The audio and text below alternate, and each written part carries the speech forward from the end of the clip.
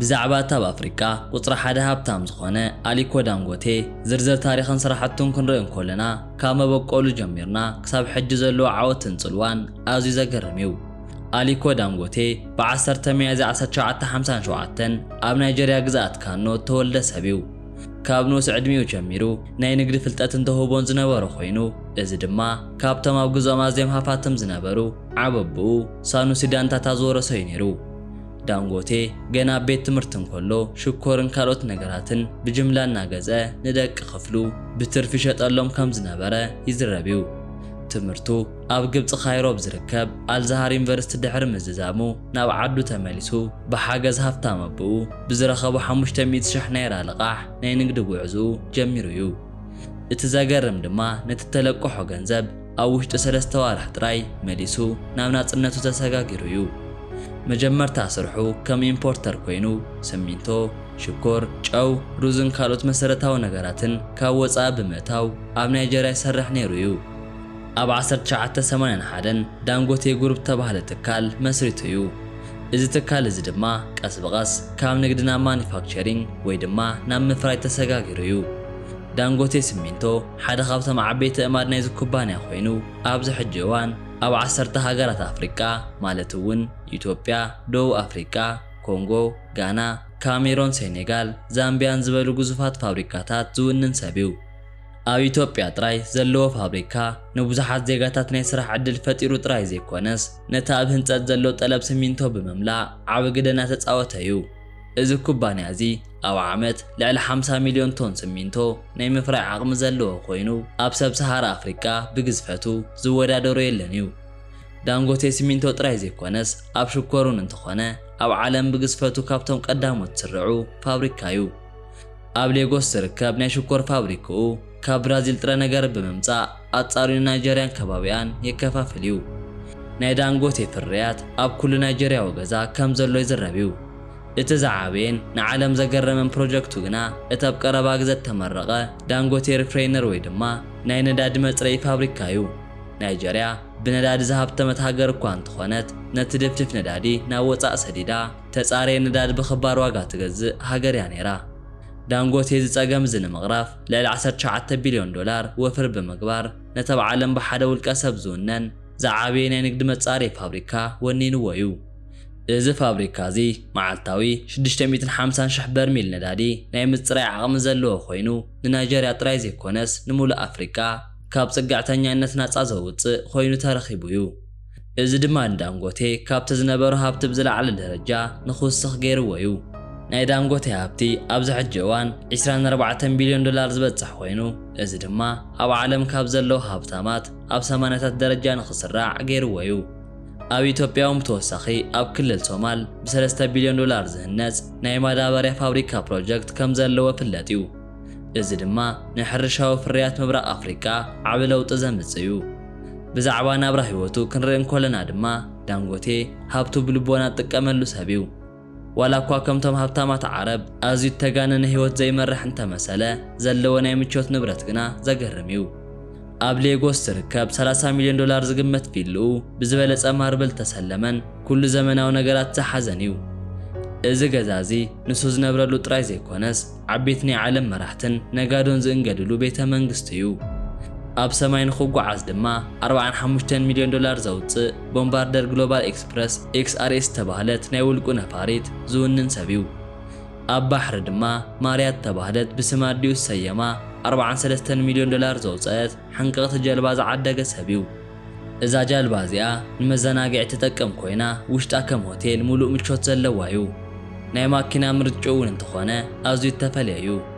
ካብተን ዘለዎ ማካይን ብጓቲ ቢሮን እታ ዝኸበረት ኮይና 2 ሚልዮን ዶላር ተዓደገት እያ። ከምኡውን ቤንትሌ ሙስሌን፣ መርቼዲስ ቤንዝ፣ ማይባች 57 ካልኦት ንጉሳውያን መካይንን ዝሓዘ ሰብ እዩ።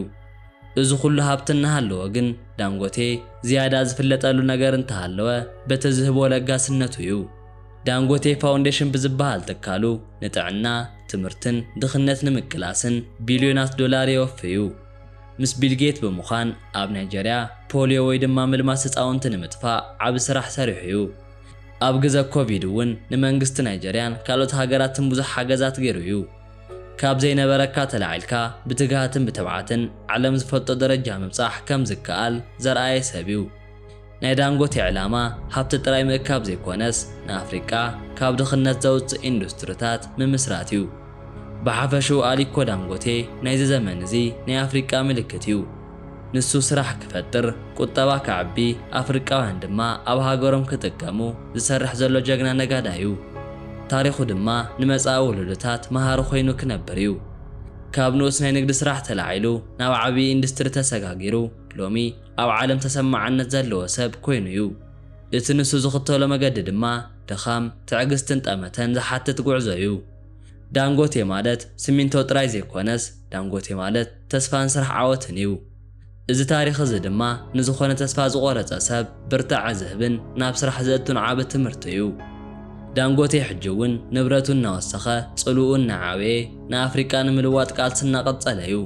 ብተወሳኺ ኣሊኮ ዳንጎቴ ኣብ ዓውዲ ማሕበራዊ ሓላፍነት ዝፃወቶ ተራ ምስቲ ዘለዎ ሃብቲ ዝመጣጠን እዩ። ንትምህርቲ ዘለዎ ረኣያ ኣዝዩ ልዑል እዩ። ብዙሓት ዩኒቨርሲታትን ኣብያተ ትምህርትን ብገንዘቡ ደጊፉ እዩ። ኣብ ናይጀርያ ጥራይ ዘይኮነስ ኣብ ዝተፈላለዩ ሃገራት ኣፍሪቃ ዝርከቡ ተምሃሮ ናይ ስኮላርሺፕ ዕድል ንክረኽቡ መገዲ ጸሪጉ እዩ። እዚ ድማ ካብቲ ንወለዶ ዝጠቅም ነገር ትምህርቲ እዩ ዝብል እምነቱ ዝነቐለ እዩ። ዳንጎቴ ኣብ ስራሕ ዘለዎ ስነ ስርዓት እውን ኣዝዩ ዘገርም እዩ።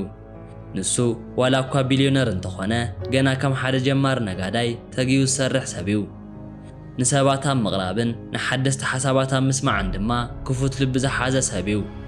ኣብ ኢትዮጵያ ዝርከብ ፋብሪክኡ ንብዙሓት ነበርቲ ተኸባቢ ናይ ስራሕ ዕድል ብምፍጣር ናብሮም ንኽመሓየሽ ገይሩ እዩ።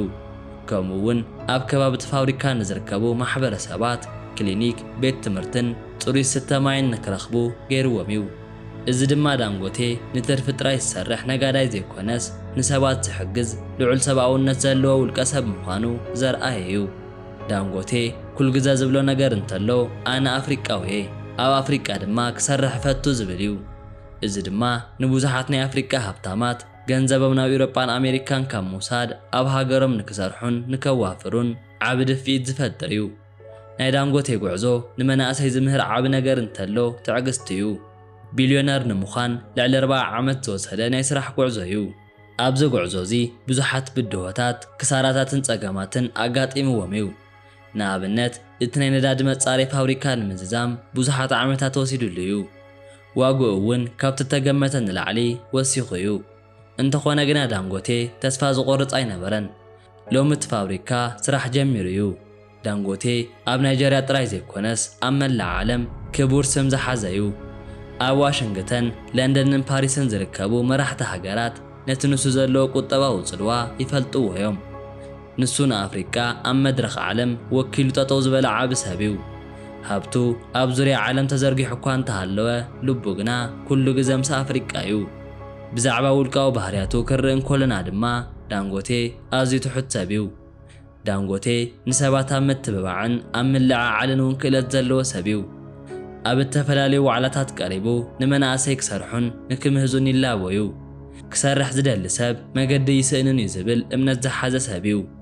ኣሊኮ ዳንጎቴ ሓደ ህያው ታሪኽ እዩ።